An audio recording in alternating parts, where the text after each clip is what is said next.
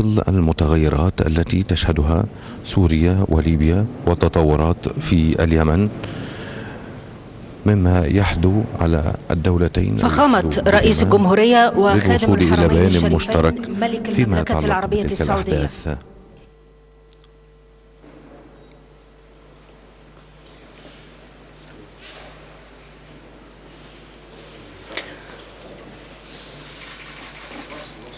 السيدات والسادة، قلادة النيل لها المقام الأول بين الأوسمة المصرية وأرفعها قدرا وأعظمها شأنا، تهدى لملوك ورؤساء الدول ولأولياء العهود ولنواب الرؤساء، وتمنح كذلك لمن يقدمون خدمات جليلة للوطن وللإنسانية.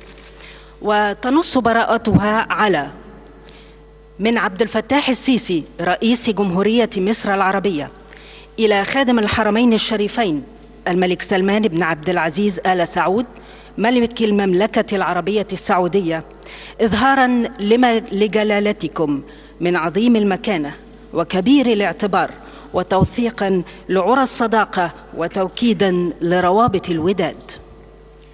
قرار رئيس جمهورية مصر العربية رقم 165 لسنة 2016 ميلادية. رئيس الجمهورية بعد الاطلاع على الدستور وعلى القانون رقم 12 لسنة 1972 بشأن الأوسمة والأنواط المدنية، قرر إهداء قلادة النيل إلى خادم الحرمين الشريفين الملك سلمان بن عبد العزيز آل سعود ملك المملكة العربية السعودية.